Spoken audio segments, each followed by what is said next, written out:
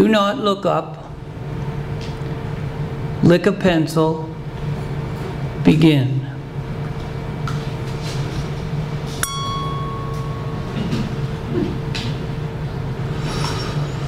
The Oriole Jesus in Dragon, Tasmania. An evasive poppy seed furnace answer. Come back, silence, we'll try to listen. Once more, a single organism.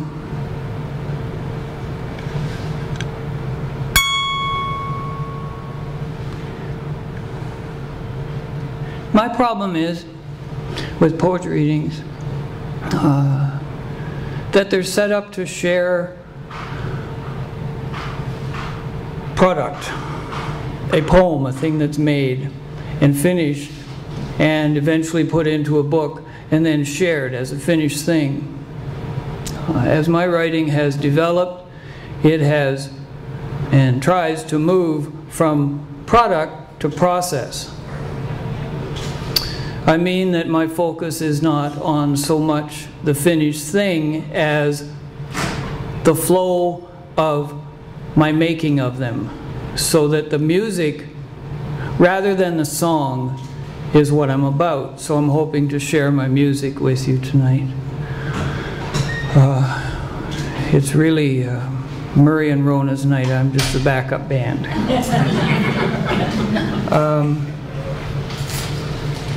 So let me start with bits of this music. Do not look up, lick a pencil, begin. The failure of order is the work. Disorder is not the work. The outer, its filter, me. How strange I am is how outer comes out other. And am I ever altered darker, said, by affirming by this outer other of me made. Every collocation of shapes a stuck song form. Okay, outlaw the work. Reinstitute souffle dynasties. Gala hoo-heap. Treat a tree how you would an elephant. Have another cup of distant coffee. The odes and satires of ludicrous. My train from home to home was at noon. I missed it. I'm off through these hobo vistas naked, a flying stop. Brouhaha, crud, isinglass, sturgeon bladder, Vienna 1898, Freud attending a talk by Mark Twain, Agape. Zhukovsky couldn't type, drive, or sing. Nothing there's a word for is inanimate. You probably can't hear in that my preoccupation these days with old fiddle tunes. For their music, I love the way a fiddle works in a circle, doesn't surprise us, always comes back to the same things, and can go long and short with variations almost endlessly. It's comforting and it's unique. I'm listening to a lot of fiddle tunes and trying to get that bounce and width and circularity into my process.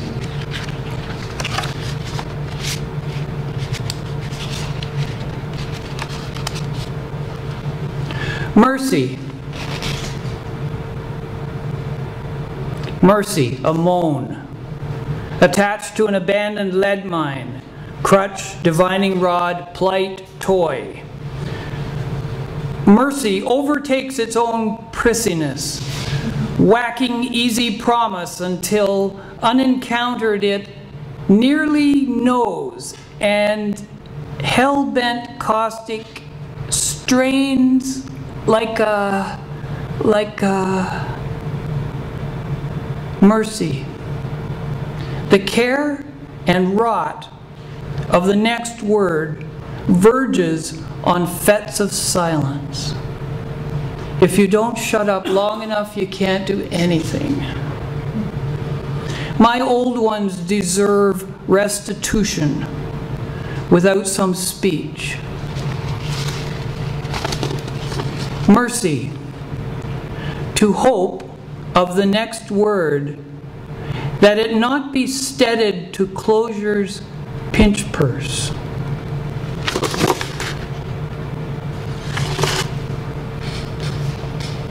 Kildare's a book of essay poems. I want to give you a sampling of what I'm doing here. Almost every sentence or full partial of a sentence is a separate stanza. Long lines. The only punctuation I use is the dash. Sue Goyette made that for me, so I'd have one handy at all times.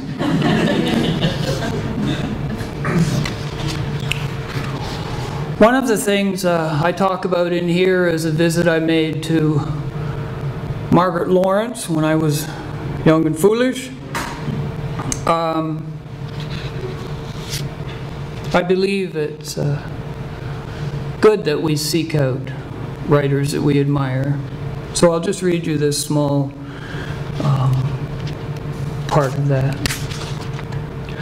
On a Sunday morning in July 1973, I hitchhiked from Bobcaygeon to Lakefield to meet Margaret Laurence. When a ride let me off in Buckhorn, I had breakfast at a counter on stools among fishermen. My eggs were scrambled and served by a one-armed man. And you can read about how her and I got on. I'll just read you this part about that. It is by such encounters, brash, rude, naive, foolhardy, or accidental, that we discover or select our lineages as writers. I think too of Dorothy Livesey late in life, stooping to touch my daughter's hand, blessing her. Margaret Laurence touched the hand I write with. Otherwise, my pen might belong nowhere, have no family, be part of no continuance. She touched many deeply and me merely in passing, but without her touch, I might be as if one-armed. I might have to hit myself to clap. I might be silent.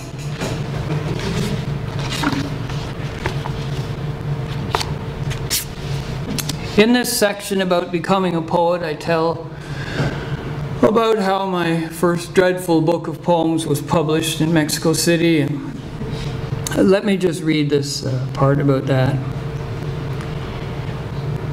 Indefatigably, the publisher of this little book sent 100 copies to writers across Canada. The only letter I got in response came from George Amabile at the University of Manitoba. He said, "Far from giving me any pleasure, this book almost made me puke."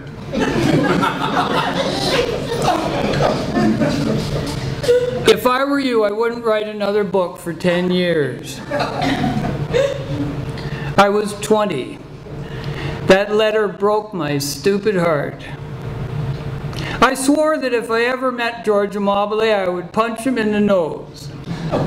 A few years later, I did meet him at the Great Canadian Poetry Weekend near Collingwood, Ontario, one summer, maybe 1975. Those really were great weekends. Poets would fly in from all over Canada, and a bus would bring them from Toronto Airport north to the Blue Mountain ski hills. I would hitchhike there and sleep in a tent just to be near the stars. Al Purdy was playing pool, trumpeting his deep deflective ah, sweeping his hair back off that high forehead, his shirt tails out. Atwood in a green cape with an entourage swept through at 10:30 sharp, paused to laugh once with Duende and then was gone. Acorn was frothing, upset about another travesty of politics by art or of art by politics, or both. No one could afford to appear to be listening to him, then or now. Jay McPherson's astute silence anchored a room, a classical demure dingbat. She crouched and listened in a headscarf. Dennis Lee got pounding out hard honky-tonk piano, rocking from side to side, baring his bad teeth, calling down Fats Waller from the wooden rafters.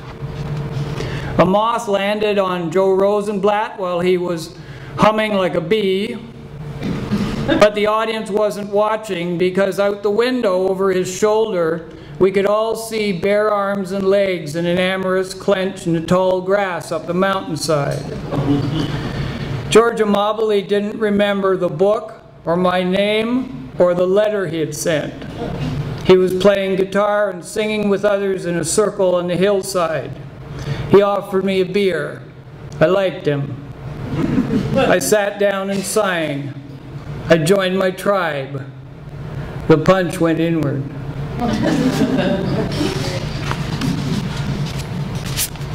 And I have a piece about my dear old friend Bronwyn Wallace here. I'll just read a small thing if any of you know her poems.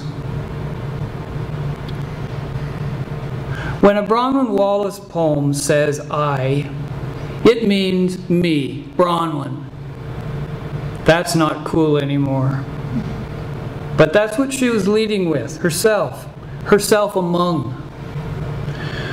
Of course, her I also means this woman you know who is like yourself. Her I is both herself and a character much like herself, like you and me, men too.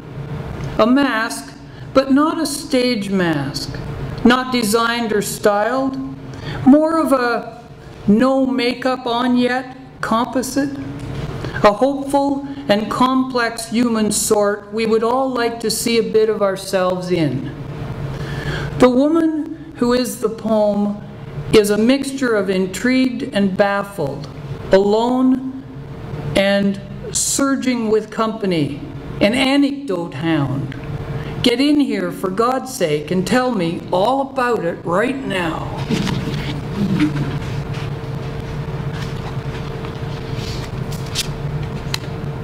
A few lines from the bad sequence. This is a bad sequence, first line, because it's always important when you're going to criticize others to include yourself.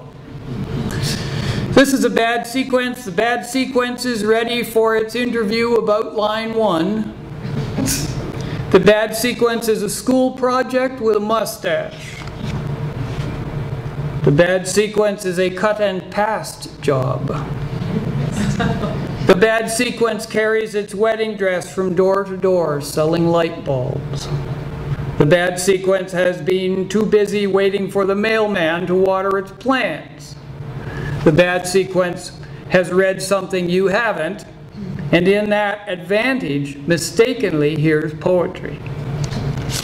The Stations of the Cross will get a grant, but prayer will not. The bad sequence makes Driftwood wear a cap and gown. If poets clap for themselves, so what? Only pets get enough attention. But then who claps for the reader? Leave the words alone. They are not reenactments. Echo is not structure. It is structure hitting a wall. Poor bad sequence doesn't know that sometimes a poem just happens to a person like a long illness. The word may not be worth the wait, but the wait will be worth the word. Hey, bad sequence, the recipe is not one of the ingredients. Whoosh, smear, squelch, anti-tick-tick, unhoodwinkable. Turn a light bulb off by forgetting about it. Turn it back on by remembering. Poetry, a light, silence turns off and on by forgetting and remembering. As we try to hear or not hear, silence's hum. And I understand a lot of what I'm talking on about tonight is silence. Silence's hum. The bad sequence is not so bad. Who cares? It's not evil.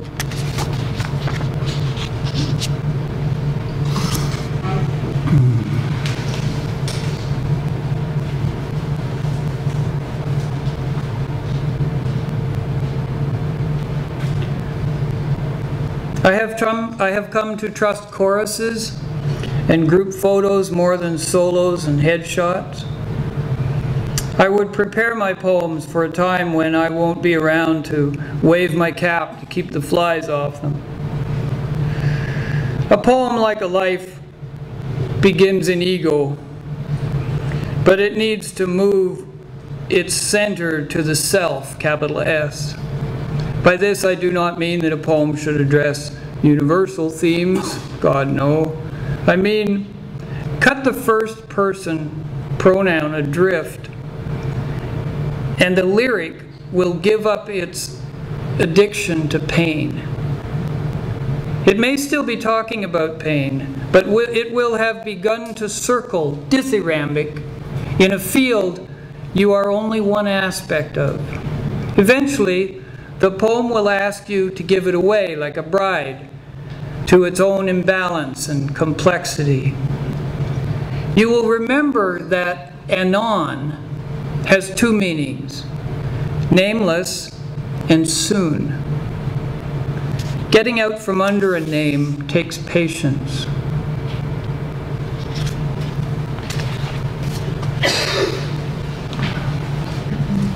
One of the ways to overcome the problem of only being able to offer you fossils, dried things that I finished or completed or let go of or gave up on, and so gave them a title and put them in a book and to dry things. One of the ways to overcome that is for me to share things I'm working on with you. So here, let me talk about this poem I'm working on. Maybe as I chat about it, you'll understand the fiddle music and the silence and what comes to bear here. It's called a dancey fence. Now, a dancey fence are those ones you see when you're driving around any place here in Ontario. They look like a series of X's with the rails between them. Each section is an X, right? Now, my dad called those dancey fence. The first line of this poem is, "Do not look up, lick a pencil, begin." The dramatic context here is someone is about to write. Someone is looking down at the paper, lick a pencil.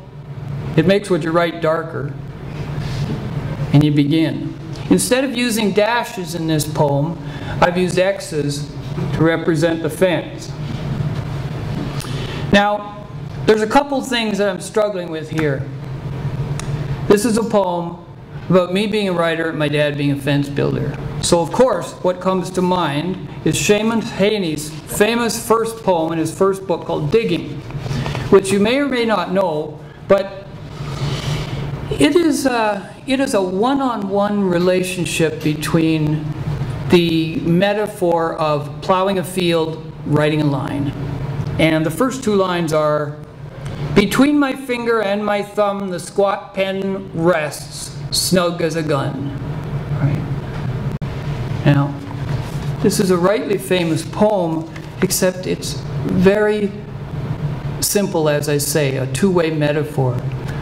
The pen goes, the plow goes, and so on. So I wanted to make a poem from the same dramatic context. I'm writing, my dad's plowing, his dad's plowing, my dad's making a fence. But I wanted to open it up so it wouldn't be just, can you see the metaphor here? The other thing, poem that comes to mind here, more influentially, is John Newlove's famous poem, Crazy Riel, in which he starts, time to write a poem or something, fill up a page, the creature noise. Right? Time to write a poem or something, fill up a page. Do not look up. Lick a pencil, begin. It is loon quiet when I stop jerking and go under. A small can of beans explodes on a manifold. All what's left of the fence builder is a fence or two. No one sees a rage, tending a day's length of work, the chainsaw over his head, a bayonet, a scythe.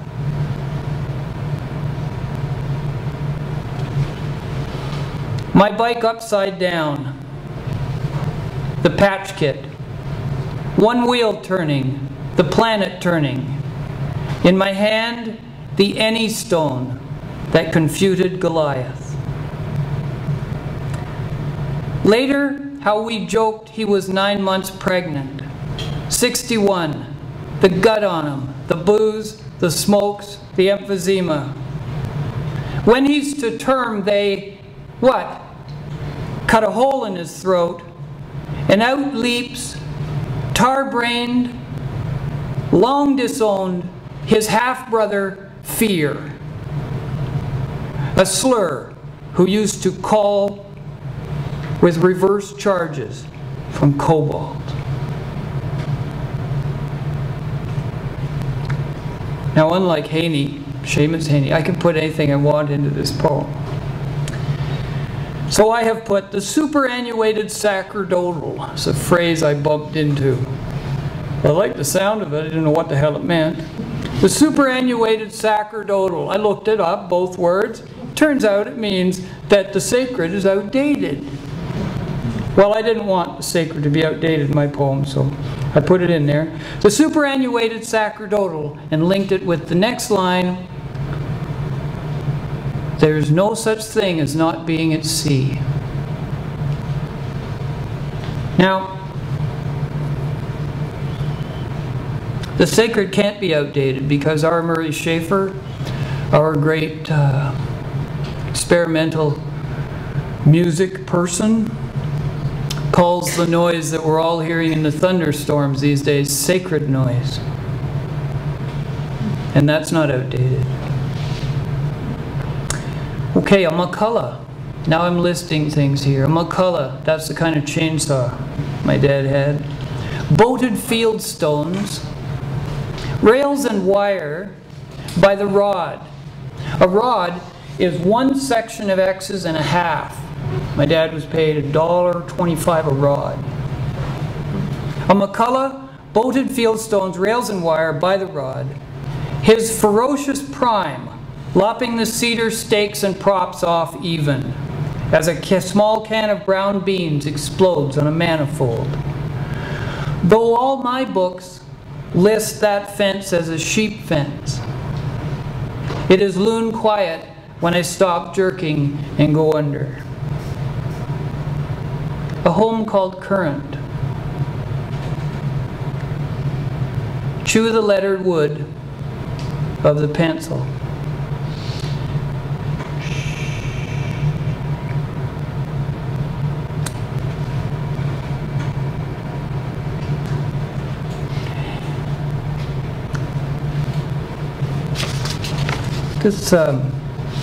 This poem actually is a finished thing. It's called, it's a set thing. It's called Robert Bly Turns 84, which he does in December. Robert Bly, I keep running into him being referred to in terms of jest. as if he were something to laugh at. He may very well be like us all, but whenever I hear someone being maligned like that as perhaps not a serious poet, or I want to reclaim them. So I've written this for Robert Bly turns 84. His dulcimers held note. His dulcimers held note, moth-bitten in a toy coffin. Go dump the tea leaves in the snow in the back stoop. Look up the words to that tune you've been humming.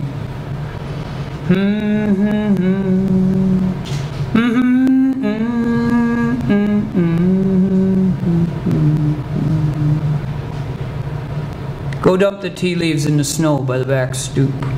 Look up the words to that tune you've been humming. Take the crane along to see the plum blossoms, why don't you? Say it, and then say the pause that says more. It is rude to acquiesce, but not naive to only open. To have conjured a yurt lantern of oratory. To have invited into it the fucked up young men. To have risked more than irony. To be laughed out of town by everyone except Lorca. For lifting the pillow and growling. The snow has stopped not saying more than it knows. And the used leaves have unscrewed, grown sloppy as kelp. Yes, Warden, I'm just here to get my baby out of jail.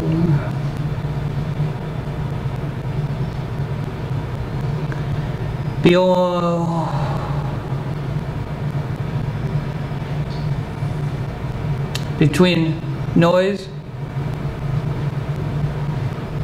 old fiddle tunes, and silence, I'm trying to follow a musical process. Sometimes I put on a show because I'm terrified that you wouldn't have a good time. Tonight I've been just trying to talk to you about process and silence and those things. My train from home to home was at noon. I missed it. I'm off through these hobo vistas, naked, a flying stop. Every collocation of shapes, a stuck song form. The failure of order is the work. Disorder is not the work. Do not look up. Lick a pencil. Begin.